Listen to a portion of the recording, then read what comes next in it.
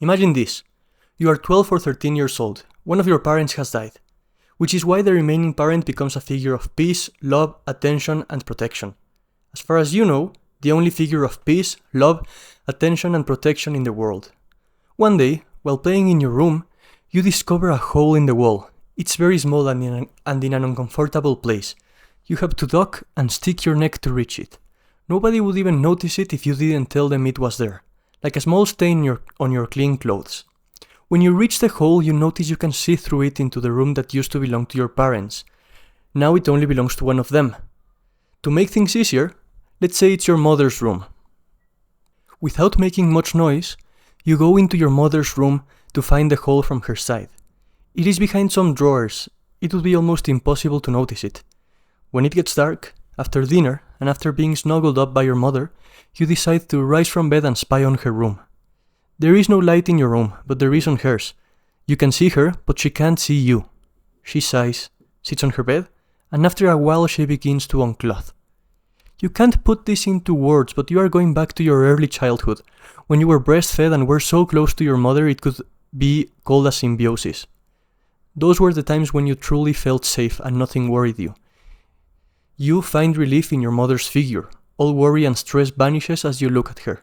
You decide to continue with this habit every night. During the day, you miss your father. You wish he were here with you. He made your mother happy and everything was better. He played with you, taught you lots of new things, and helped you become a more mature person. You can't put this into words either. Your sadness disappears at night when you watch your mother's nakedness.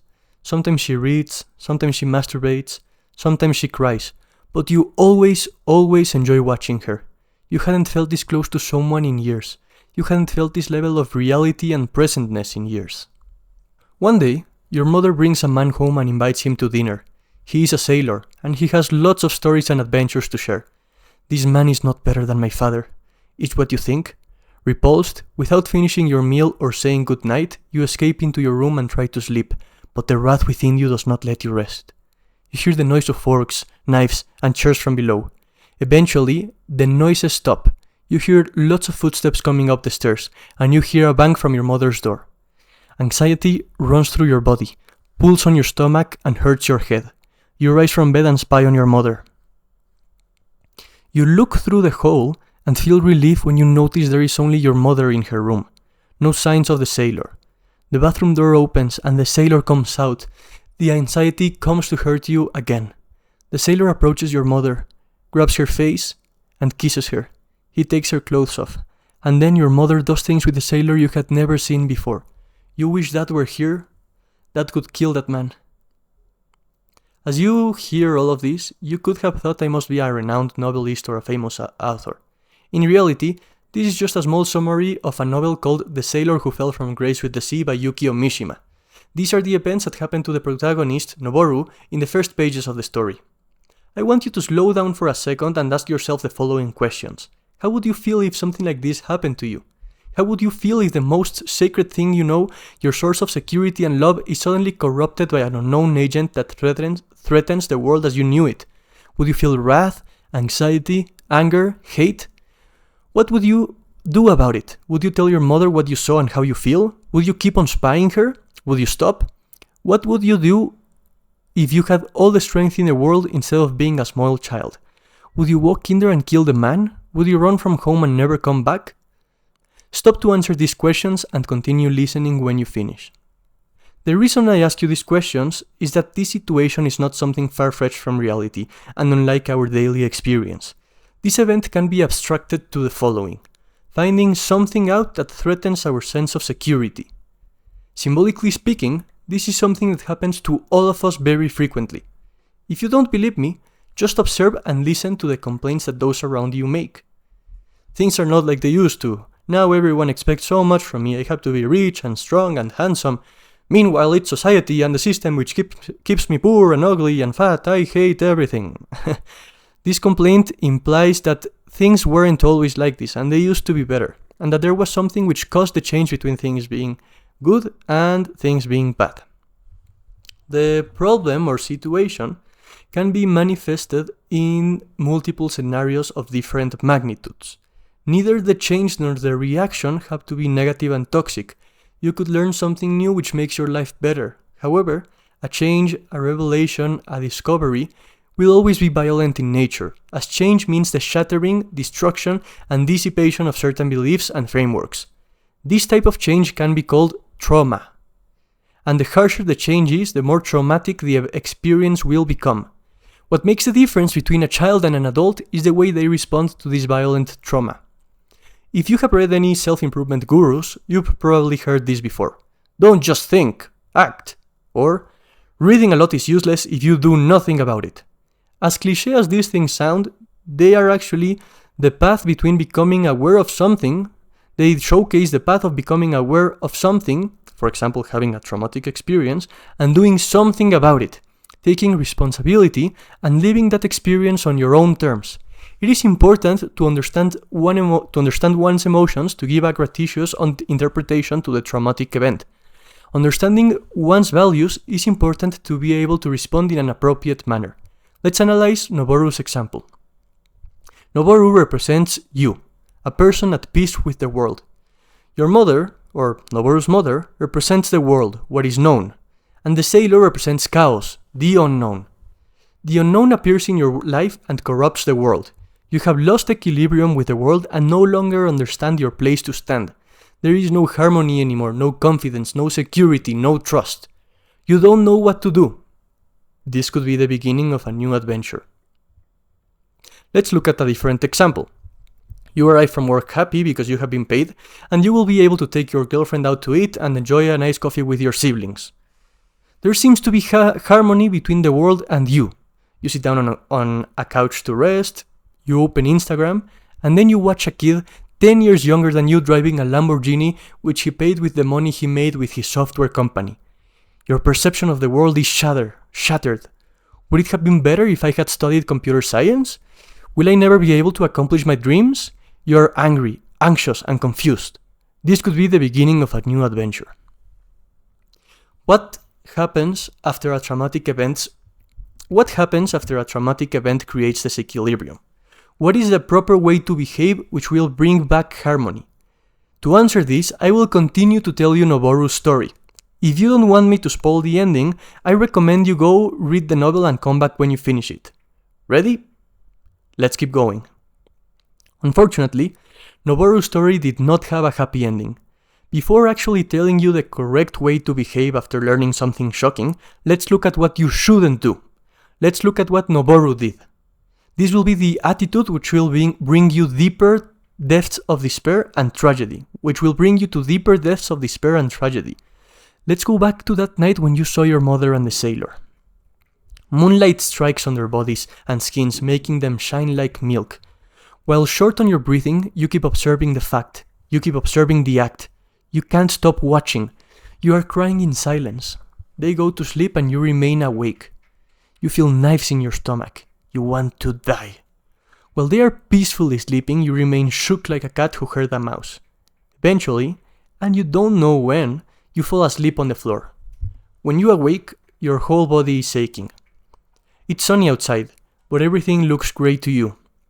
You don't feel comfortable at home, so you decide to take a walk, hoping it will distract you.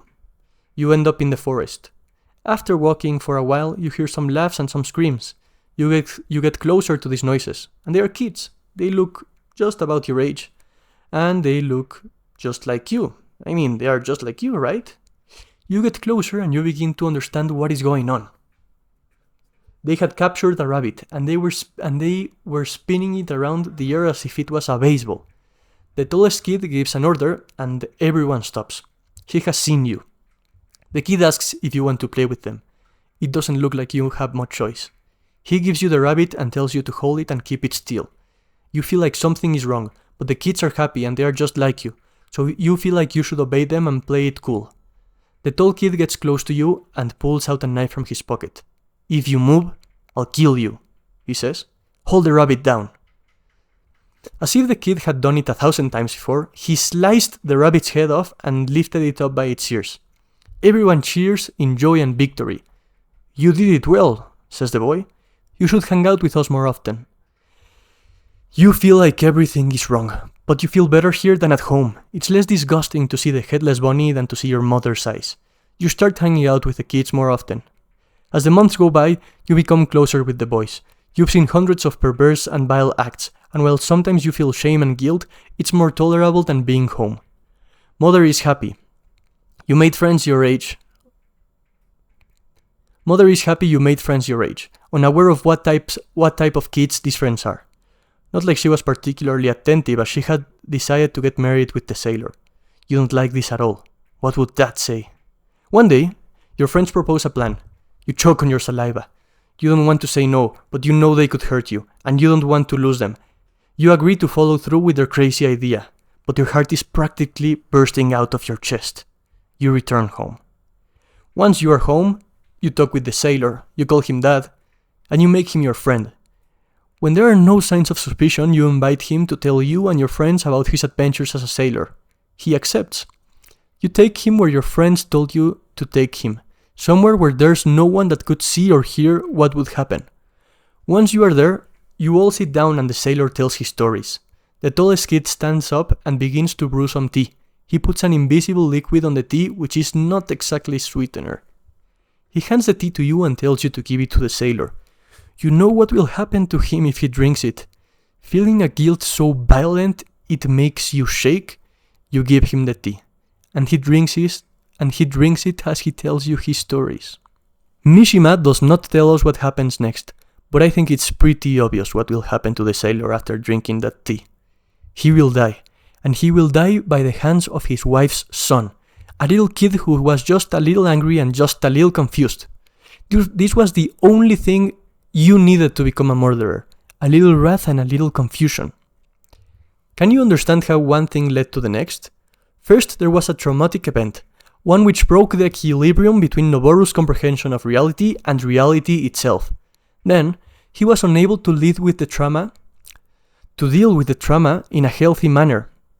Instead, he became close with groups, habits, and beliefs that were malignant, harmful, and toxic. These events and attitudes transformed Noboru's code of ethics, changing to an extent who he was as a person. Finally, Noboru made some grotesque choices which he never would have made if not for a deep internal change or flaw. In other words, an external change created an internal change, and that internal change created an external change.